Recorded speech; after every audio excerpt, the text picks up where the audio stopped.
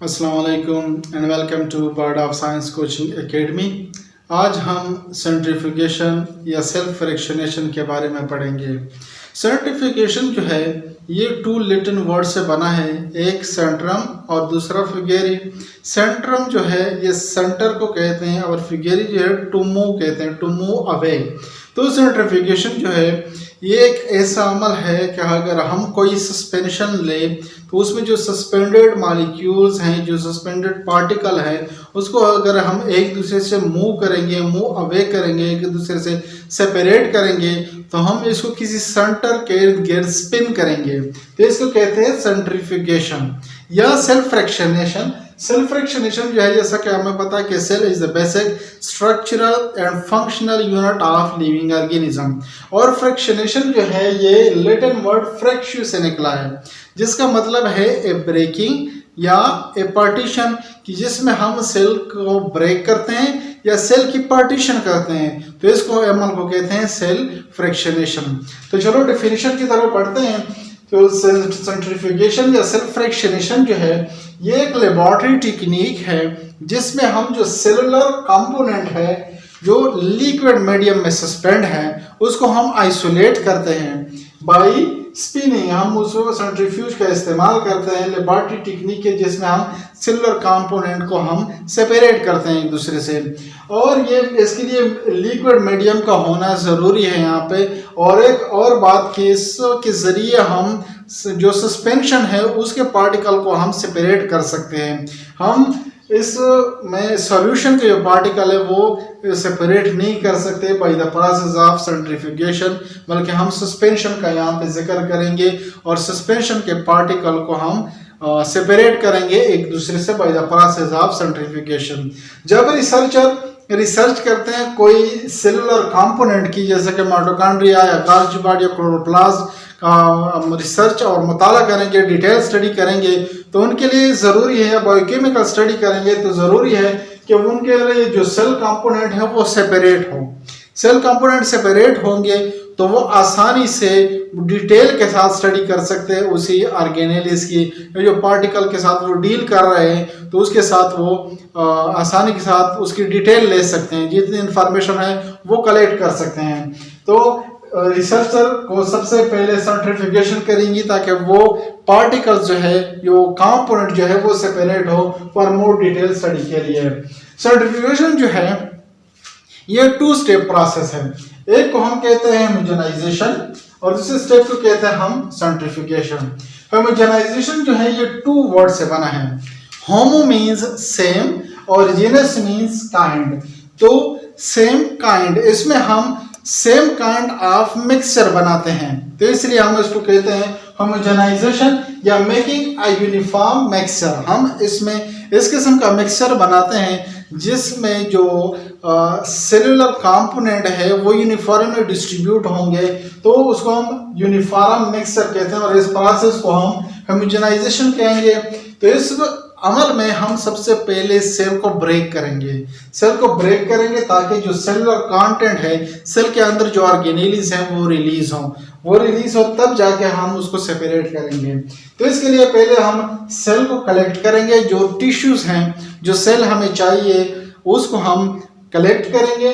उसके बाद जो कॉन्टिमिनेंट है उसके ऊपर उससे वो वॉश करेंगे ताकि जो कॉन्टिमिनेंट है सेल के ऊपर या टिश्यू के ऊपर वो रिमूव हो जाए, तो हम वॉश करेंगे इसको। उसके बाद होमोजेनाइजेशन का अमल करेंगे।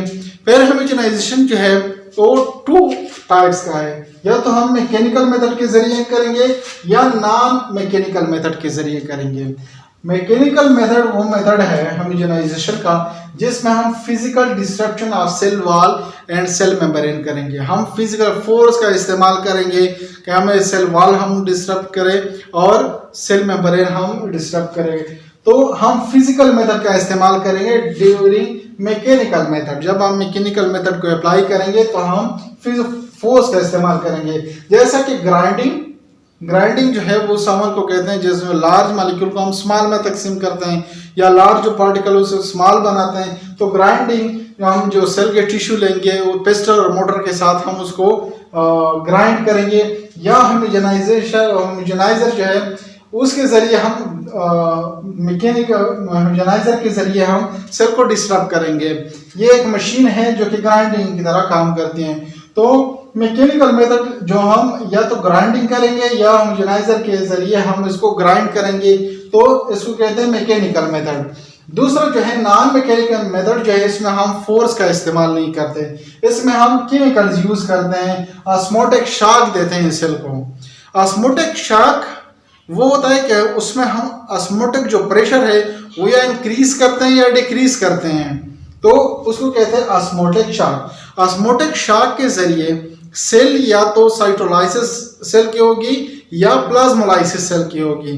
साइटोलाइसिस इस समूह को कहते हैं कि जब हम कोई हाइपोटोनिक सॉल्यूशन लें, उसमें सेल को डिप करें। हाइपोटोनिक सॉल्यूशन वो सॉल्यूशन होती है जिसमें सॉल्यूट कंसंट्रेशन कम हो, उसको कहते हैं हाइपोटोनिक सॉल्यूशन। उसको कहते हैं जिसमें सॉल्यूट कंसंट्रेशन कम हो बनिस्बत सेल के, उसको कहते हैं हाइपोटोनिक सॉल्यूशन। अगर हम हाइपोटोनिक सॉल्यूशन लें और उसमें सेल को डिप करें, तो जो हाइपोटोनिक सॉल्यूशन है उससे पानी सेल की तरफ आएगा, टुकड़ा सेल मेम्ब्रेन के थ्रू जो सॉल्यूशन है, जो पानी है वो अंदर की तरफ आएगा और प्रेशर जो ऑस्मोटिक पोटेंशियल ऑस्मोटिक प्रेशर है वो इंक्रीज होगा, जिससे सेल स्वेल अप हो जाएगा और एट लास्ट वो बर्स्ट हो जाएगा, वो सेल जो है बर्स्ट हो जाएगी। तो ऑस्मोटिक प्रेशर जो है इसके जरिए से साइटोलाइसिस हो गया है। और ऑस्मोटिक शॉक के जरिए प्लाज्मोलाइसिस भी होता है। अगर हम हाइपोटोनिक सॉल्यूशन लें, क्या ऐसा सॉल्यूशन जिसमें सॉल्यूट की कंसंट्रेशन ज्यादा हो बनिस्बत सेल के, तो अगर हम उसमें सेल को डिप करें, सेल उसमें रखेंगे, तो सेल से वाटर बाहर की तरफ जो हाइपोटोनिक सॉल्यूशन है उसकी तरफ पानी बाहर आएगा और सेल श्रिंक कर जाएगा। तो इस कंडीशन को हम प्लाज्मोलाइसिस कहते हैं। लेकिन हमें यहाँ पे सेल को बर्स्ट करना है, तो ऑस्मोटिक शॉक जब देंगे तो हम हाइपोटोनिक सॉल्यूशन का इस्तेमाल करेंगे जिसमें सॉल्यूट की मिकदार कम होगी। और हमें साइटोलाइसिस चाहिए, ना कि प्लाज्मोलाइसिस। हमें यहाँ पे साइटोलाइसिस चाहिए कि सेल बर्स्ट हो, सेल श्रिंकिंग नहीं चाहिए हमें, क्योंकि हमें सेल के जो कंटेंट है वो रिलीज करने हैं, कि सेल्स में जितने कंटेंट है वो रिलीज हो। तो हम साइटोलाइसिस करेंगे, प्लाज्मोलाइसिस यहाँ पे नहीं करेंगे कि सेल के कंटेंट रिलीज हो। और इसके लिए हम केमिकल्स का जो इस्तेमाल करते हैं, जैसे कि सक्रोज सॉल्यूशन जो है, या हम ऑस्मोटिक शॉक के तौर पर इस्तेमाल करते हैं, जो कि एक हाइपोटोनिक सॉल्यूशन है। और दूसरा सीजम क्लोराइड सॉल्यूशन वो इस्तेमाल करते हैं हम सेंट्रीफ्यूगेशन के दौरान, जो मैं आगे आपको बताता हूँ कि किस टाइप पे इस्तेमाल होता है। तो जब हम मैकेनिकल मेथड इस्तेमाल करें या नॉन मैकेनिकल मेथड इस्तेमाल करें, तो इससे हमें जो मिक्सचर मिलेगा, वो जो कंटेंट होंगे उस मिक्सचर में, हम उसको कहेंगे होमोजेनेट। तो होमोजेनाइजेशन के दौरान होमोजेनाइजेशन के लास्ट और रिजल्ट में जो हमारे पास जो मिक्सचर होगा उसको हम कहेंगे होमोजेनेट, जो कि या तो मैकेनिकल मेथड के जरिए हमें मिला होता है या नॉन मैकेनिकल मेथड के जरिए, जो कि ऑस्मोटिक शॉक के जरिए से या केमिकल के इस्तेमाल से, हाइपोटोनिक सॉल्यूशन के इस्तेमाल से हमें मिल जाता है। तो उसके बाद होमोजेनेट हमें मिल गया है यहाँ पे, तो फिर उस होमोजेनेट को हम सेंट्रीफ्यूगेशन के जरिए सेपरेट करेंगे, जो होमोजेनेट हमें यहाँ पे मिला है। तो सेंट्रीफ्यूगेशन जो है ये 2 टाइप्स का है, एक है डिफरेंशियल सेंट्रीफ्यूगेशन और एक है डेंसिटी ग्रेडियंट सेंट्रीफ्यूगेशन, जो हम आम रूटीन में करते हैं। ये 2 सेंट्रीफ्यूगेशन जो है, एक जो डिफरेंशियल सेंट्रीफ्यूगेशन है उसमें हम साइज के बुनियाद पे हम जो सेलुलर कंटेंट है उसको सेपरेट करते हैं, और डेंसिटी ग्रेडियंट सेंट्रीफ्यूगेशन जो है उसमें हम जो सेलुलर कंपोनेंट की जो डेंसिटी के बुनियाद पे हम उसको सेपरेट करते हैं, और उसमें सीजम क्लोराइड सॉल्यूशन का इस्तेमाल करते हैं जब हम डेंसिटी ग्रेडियंट सेंट्रीफ्यूगेशन करेंगे। तो सेंट्रीफ्यूगेशन वो अमल है जिसमें मॉलिक्यूल हम सेपरेट करते हैं on the basis of density and size by spinning them in centrifuge machine at high speed. इसमें सेंट्रीफ्यूज मशीन का इस्तेमाल करते हैं। सेंट्रीफ्यूगेशन जब हम करेंगे तो हम सेंट्रीफ्यूज मशीन का इस्तेमाल करेंगे, और सेंट्रीफ्यूज मशीन जो है हाई स्पीड के साथ जो सेलुलर कंपोनेंट है या होमोजेनेट है उसको स्पिन करेगा, तो स्पिन के जरिए वो सेपरेट होगा। होमोजेनेट को हम सेंट्रीफ्यूज मशीन में डालते हैं, ये सेंट्रीफ्यूज ट्यूब्स होते हैं, उसमें हम जो हमारे पास होमोजेनेट है वो उसमें डाल देते हैं, सेंट्रीफ्यूज मशीन में रखते हैं और वो उसको स्पिन करता है। फिर depend on size, shape and density, उसके मुताबिक वो सेपरेट करते हैं और रिजल्ट में हमारे पास डिफरेंट सेलुलर कंपोनेंट हमें मिलेंगे।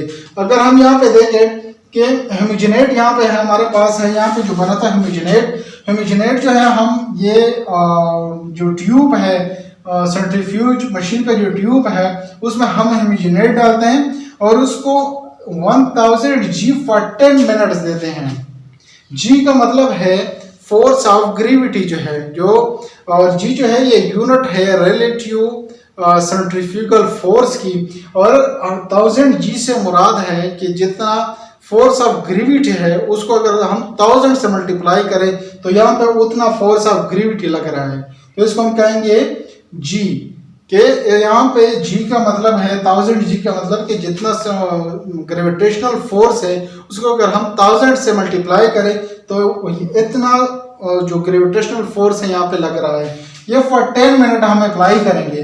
जब 10 मिनट हम इसको अप्लाई करेंगे तो हमारे पास दो फेजेस में ये जो हमारे पास होमोजेनेट है वो दो फेजेस में आ जाएगा। एक फेज को हम कहेंगे पैलेट और दूसरे फेज को जो ऊपर है इसको हम कहेंगे सुपरनेटेड। एक पैलेट होगा जो नीचे प्रेसिपिटेट की शक्ल में बैठा होगा, नीचे में जो प्रेसिपिटेट की शक्ल में होगा उसको हम कहेंगे पैलेट, और जो ऊपर का फेज होगा उसको हम कहते हैं सुपरनेटेड। तो ये जो दो फेजेस हैं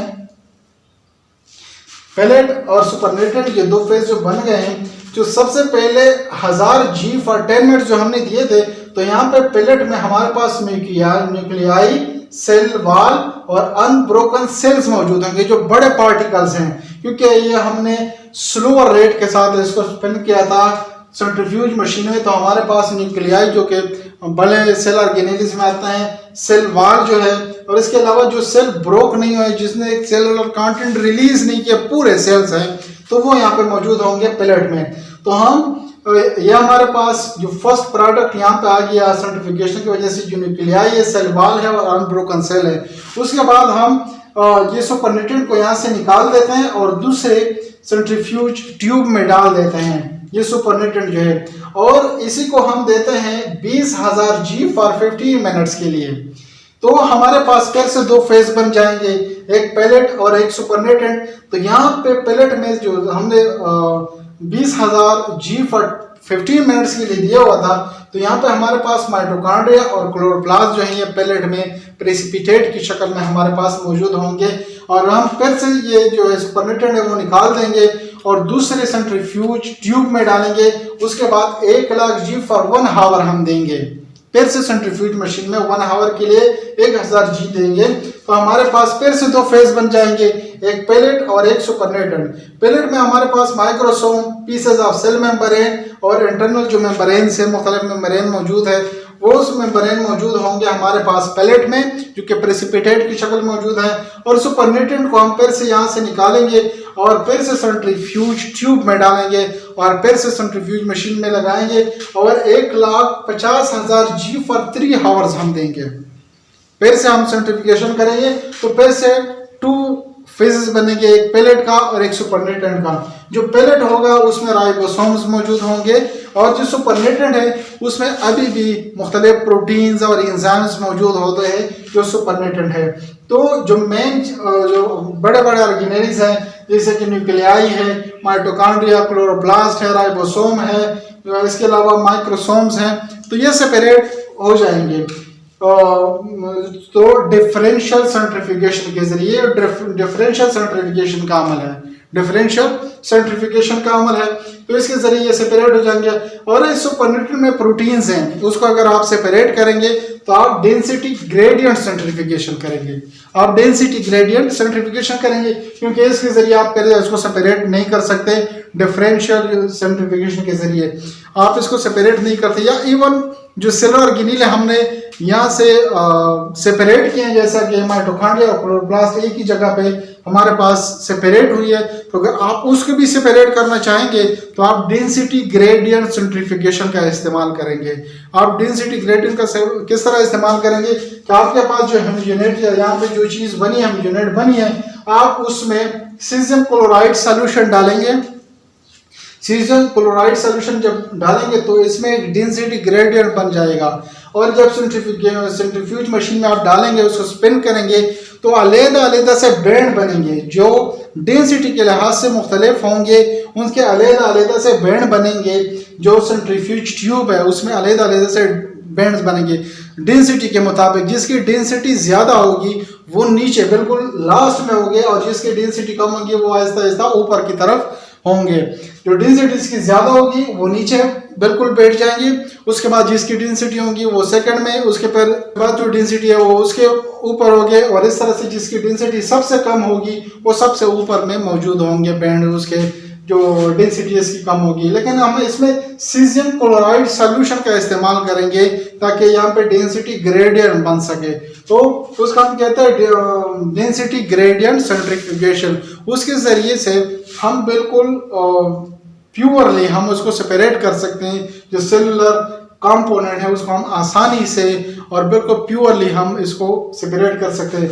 अगर आपके पास दो मॉलिक्यूल्स हैं जो सेम साइज के हैं लेकिन उसकी डेंसिटी जो है वो मुख्तलिफ होती है, तो यहाँ पे अगर हम साइज की बात करें डिफरेंशियल सेंट्रीफ्यूगेशन के जरिए, तो वो दोनों एक ही टाइम पे, जिसका साइज एक है तो एक ही टाइम पे आपको यहाँ पे मिलेंगे, सेपरेट होंगे।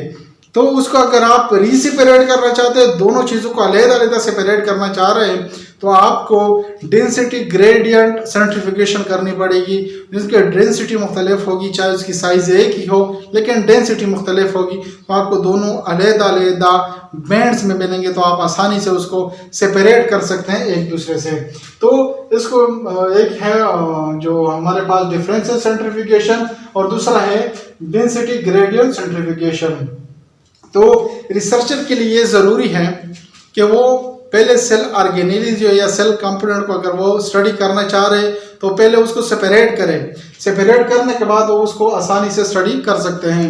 तो साइंटिस्ट के लिए और रिसर्चर के लिए ये ज़रूरी है कि सबसे पहले सेंट्रीफ्यूगेशन करें, उसके बाद उसको मज़ीद स्टडी करें। उम्मीद है आप लोगों को इसकी समझ आ गई होगी। कोई सवाल हो तो आप कमेंट सेक्शन में पूछ सकते हैं, और